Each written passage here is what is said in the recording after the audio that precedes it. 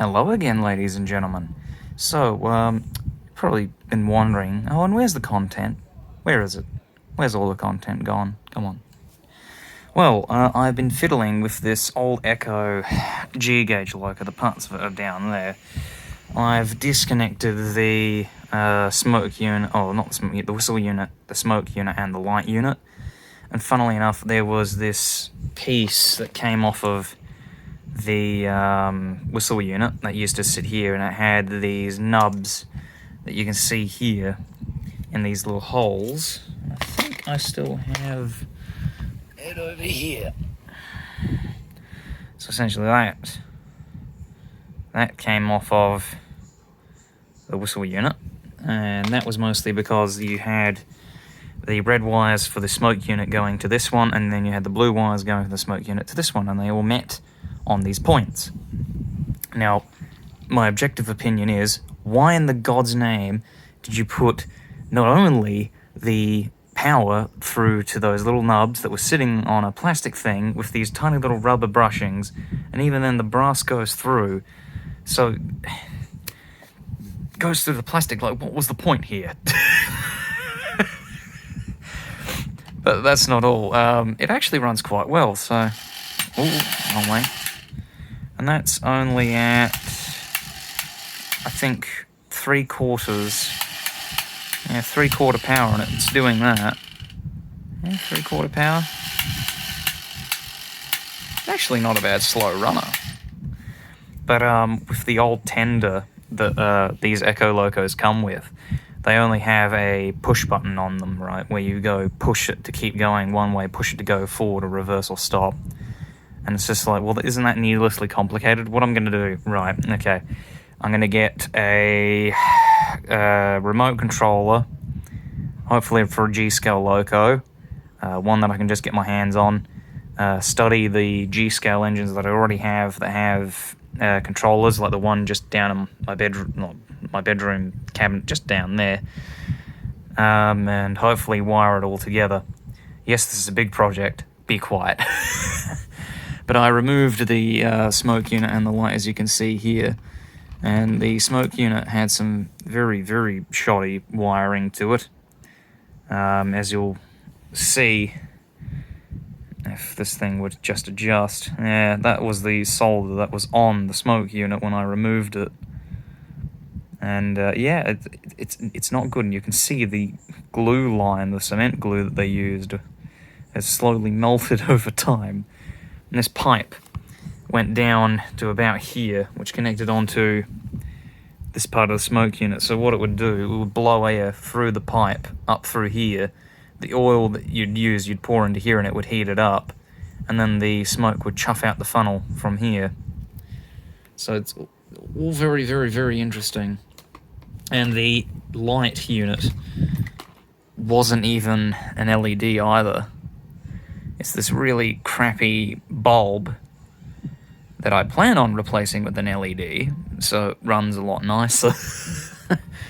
I've got all the screws in there. I've pretty much memorized where everything needs to go. It's not that hard.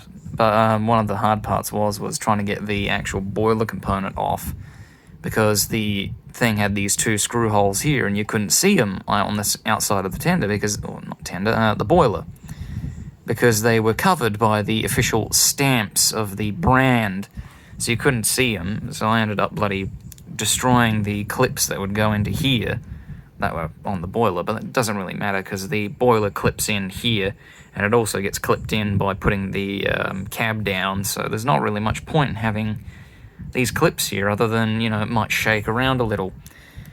But considering this loco is supposed to run on, like, you know, AAA or Quad A batteries, right? Like, you know, the big 6-volt things, and it has 6 of those. As, you know, in 12 volts, you know, it's got like 2 batteries, right? Look, 2 of those big batteries is 12 volts. This thing is running on just half a volt. Hell, even just 1 volt. I don't understand what the thinking was when they made it, because it only needs, like, at most, maybe 12 volts of current, or even half that, like 6 volts. It does not need to have the extra batteries in it. Maybe if you're running it like 24/7, but even then, you're only running it at like Christmas. And even then, you know what the surprising thing was? There was no capacitor, there was no resistor, there was no, what's it called? Like, you know, it's one of those little diodes that's got the yellow wrapping around it. It had none of that. None of that. It was just direct wiring of nearly over... What was it? Like, what's 212s? 212s is... that's 36... Yeah, 36 volts of current. Jesus Christ. And that's direct current, too. It's like, you know... Be damned if someone tries to actually get into this to do the work that I'm doing on it. But the only reason why I wanted to have a look at it is because it's making this awful clacking noise that you can probably hear.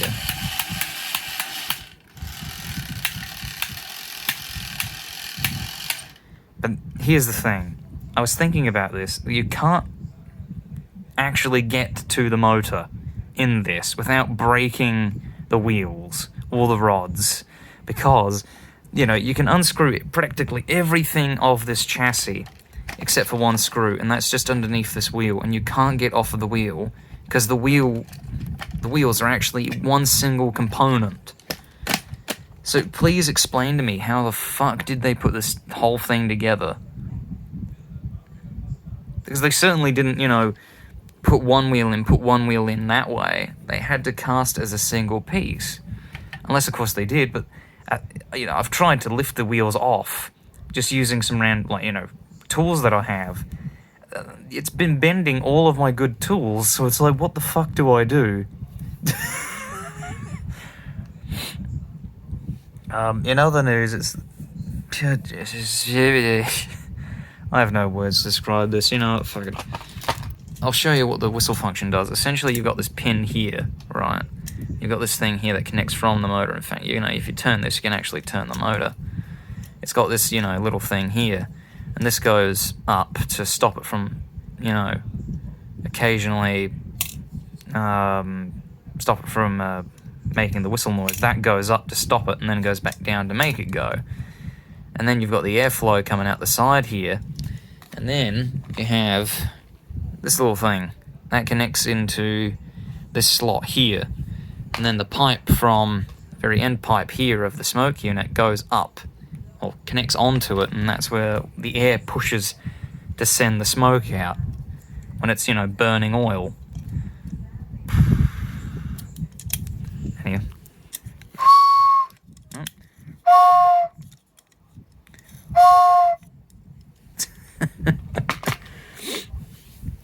Either way, what I might do is I might just keep the base wiring for this, although I might just simplify it by getting rid of these diodes and then redo the